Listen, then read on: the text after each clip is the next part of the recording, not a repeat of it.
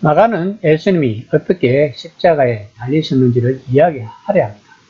그는 예수님과 이스라엘과 이 세상과 독자들에게 이 장면이 갖는 온전한 의미를 제시해 줄 몇몇 그림들을 독자들의 마음에 간직하기를 바랄 것입니다. 오늘 본문은 독자들에게 알려줄 그런 몇몇 그림을 씨앗으로 삼고자 하는 것입니다.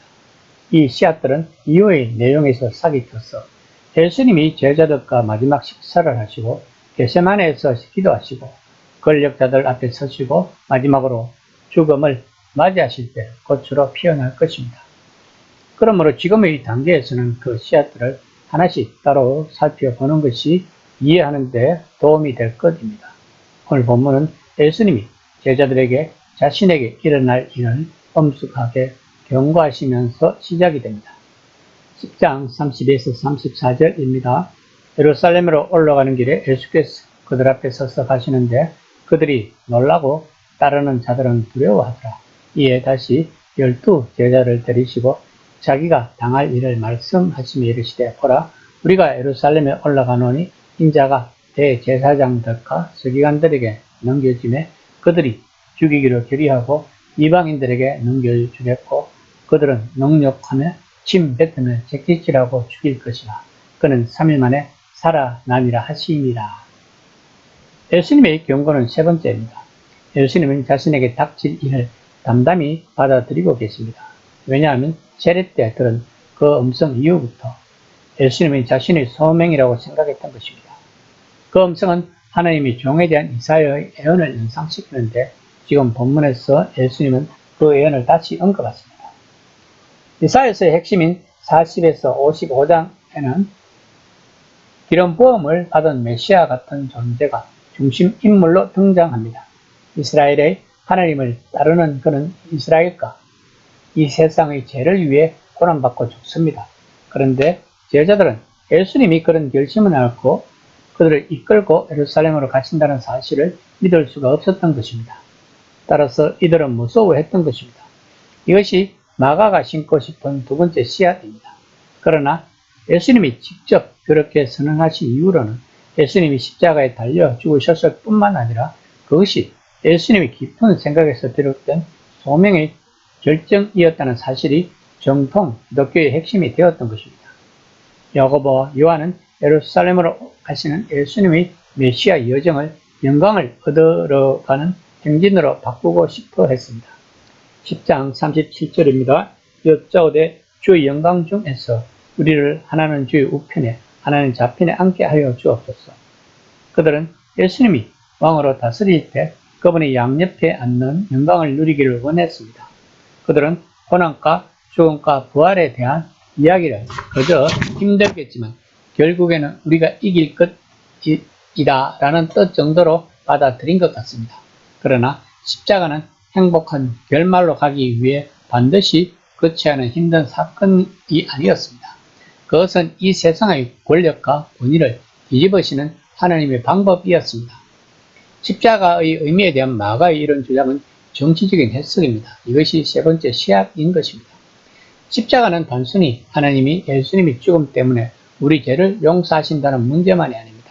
십자가는 하나님이 이 세상과 우리 자신을 바로 잡으시는 방식이기 때문에 이 세상을 바로 잡는다면서 사실은 또 다른 부류의 사람들이 권력을 잡을 뿐인 모든 인간 제도를 도전하고 뒤집는 것입니다.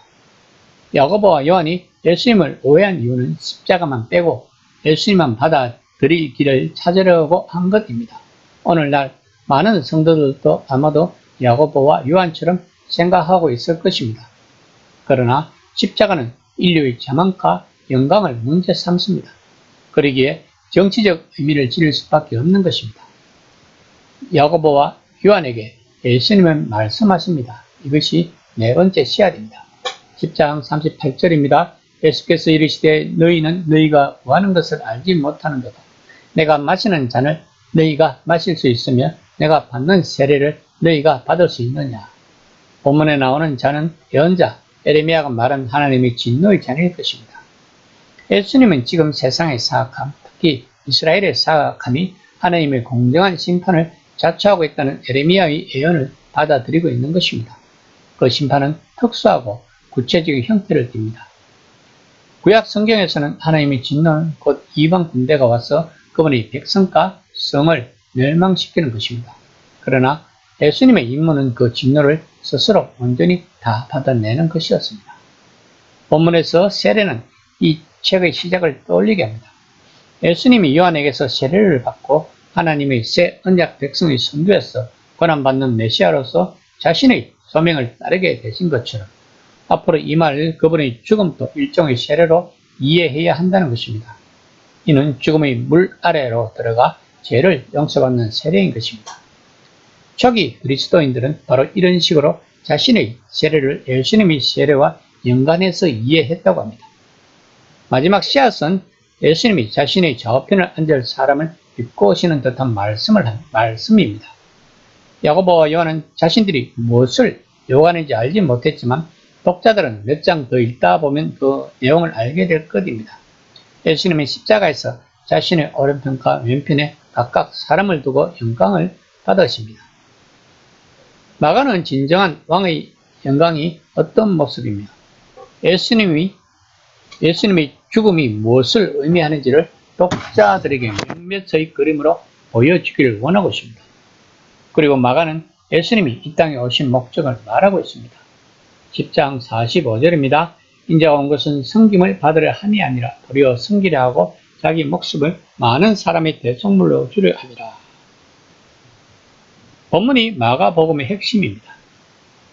이처럼 기독교는 어떤 철학이나 개인의 경건이나 형성이 아니라 예수님을 따라가는 삶인 것입니다. 만약에 많은 기독교인들이 본문의 말씀을 가슴에 품고 신앙생활을 한다면 이 세상은 바로 천국일 것입니다. 우리가 명심해야 할 것은 예수님은 예루살렘으로 올라가셔서 이 세상의 가치관과 권력, 체계를 뒤엎으시고 자신의 목숨을 많은 사람의 몸값으로 지불하셨다는 것입니다. 그러므로 우리가 예수님이 주시는 것을 받고 싶다면 우리는 그분을 따를 수밖에 없다는 것입니다. 이 시간 나는 예수님을 잘 따라가고 있는지 한번 생각해보는 시간이 되었으면 합니다.